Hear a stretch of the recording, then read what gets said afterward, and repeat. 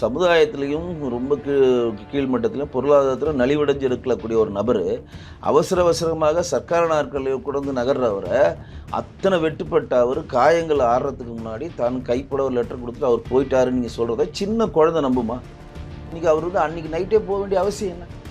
யார் சொன்னா நைட்டே போகணும்? யாருன்னா கேட்டாங்களா? இல்லை, ஆக்சுவலி அவர் வந்து பார்த்தீங்கன்னா அந்த ட்ரீட்மெண்ட் பார்த்துட்டு இருக்கப்போ என்னை விட்டுருங்க, நான் என் ஊருக்கு போயிடுறேன், விட்டுருங்க, நான் ஊருக்கு போயிடுறேன். வீடியோ காட்சிகள் கொடுங்க. போலீஸ் சொல்கிறது நீங்கள் சொல்கிறீங்க. வழக்கினுடைய தன்மையை ஜோடிக்கிறதுல போலீஸ் வல்லவர்களுங்க. அவ்வளோ வெட்டுப்பட்டவன், நடக்க முடியாத கண்டிஷனில் இருக்கவன் அவசரமாக வெட்டு வாங்கி ராஜீவ்காந்தி மருத்துவமனையில் சேர்ந்த உடனேயே கைப்பட லெட்டர் கொடுத்து நான் அவன் சொந்த ஊருக்கு போயிட்டேன் அப்படின்னு சொல்கிறான்னா, அப்போ இந்த அரசாங்கம் எதை மறைக்கிறது சொல்லுவதா? திருவண்ணாமலை வந்து ஒரு 20 ரோந்தில் 2 போலீஸ்கார் இருந்தாங்களா? அப்போ ஆந்திராவை சேர்ந்த 2 பெண்கள் வந்தாங்களா? அவங்கள பாலியல் வன்முறைப்படுத்தினாங்க. மறுநாள் போய் பப்ளிக்கில் போய் சொல்லி அந்த எஸ்பி உடனே அவங்க 2 பேரையும் டிஸ்மிஸ் பண்ணார். குண்டாஸ் போட்டு டிஸ்மிஸ் பண்ணிங்க. அதோடு முடிஞ்சுதா? அந்த 2 பெண்களை அன்னைக்கே பேக் பண்ணி ஆந்திரா காமிச்சிட்டாங்க. இப்போ 6 பேர் அஜித்குமார் அடித்தான். அவனை வந்து எல்லாருமே வந்து சஸ்பெண்ட் பண்ணிட்டாங்க, அரெஸ்ட் பண்ணி இன்றைக்கி கேஸ் போயிட்டுருக்குல. அவன் 6 பேர் எப்படி அடித்தான்? இரும்பு ராடை கொடுத்து அடிக்கிறான், ஆசன வாயில் சொருகிறான், மிளகாப்பொடி எடுத்து கண்ணில் ஊற்றுறான். இந்த வார்த்தைகளை விவரிக்க முடியாத ஒரு தேர்ட் ரேங்க் ட்ரீட்மெண்ட்டில் அவன் பண்ணுறான்னா அவன் என்ன மனநிலை இருந்தால் அதுதான் எனக்கு வேணும்.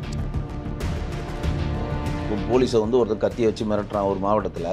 அதுக்கு உடனே வந்து அங்கே இருக்கக்கூடிய உயர் போலீஸ் அதிகாரி என்ன பேட்டி கொடுக்குறாரு? அவன் போதை உட்பட்ட மாதிரி தெரியல, மனநிலை பாதிக்கப்பட்ட மாதிரி தெரிகிறான் அப்படின்னு சொல்லி மாற்றுறாங்க. நல்லா தெரிஞ்சுங்க. இடைநிலை ஆசிரியர்களை அரெஸ்ட் பண்ணிவிட்டு மண்டபம் கிடைக்காம ஒரு நாள் ஃபுல்லாக சுற்றிட்டு வண்டி மாநகர பேருந்து ஒரு நாள் ஃபுல்லாக சென்னையை சுற்றிக்கிட்டே இருக்கு. காலிலேருந்து சாயங்காலம் வரையும் சுற்றிட்டு ஒரு இடத்துல சாயங்காலம் நம்ம ஒரு தூரமாக இறக்கி விட்டு போதுன்னா இது என்ன மாதிரி பண்பு எனக்கு புரியல. இது இங்கே இருக்கக்கூடிய போலீஸ் அதிகாரிகள் வந்து நீ வந்து ஒரு தூய்மை பணியாளர்கள் நைட் ஒரு வேண்டாம் அடித்து எதுவுமே பிதிக்கி உள்ள தள்ளுறியே. அவனும் உன்ன மாதிரி ஒரு எம்ப்ளாயி தானே. உங்ககிட்ட சங்கம் இல்லை, அவனுக்கு சங்கம் இருக்குது. அவன் வந்து திடீர்னு வந்து எனக்கு டபுள் போனஸ் கொடு, எனக்கு வந்து டபுள் இன்க்ரிமெண்ட் கொடு நான் சொல்கிறான். நீ என்ன வாக்குறுதி கொடுத்தி அதை நிறைவேற்றி தானே கேட்குறான்.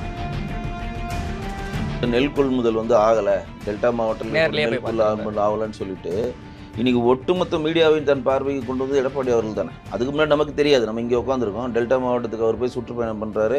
இவ்வளோ நெல்கள் கிட்டத்தட்ட வந்து 25 லட்சம் ஹெக்டேர் மெட்ரிக் டன் நெற்கள் வந்து வீணாயிடுச்சு அப்படின்ற ஒரு செய்தியை ஒவ்வொரு விவசாயிக்கு ஒரு வருத்தம் தரதாக சொல்கிறத ஒவ்வொரு தமிழனுக்குமே அது வருத்தம் தரக்கூடிய செய்தி தான்.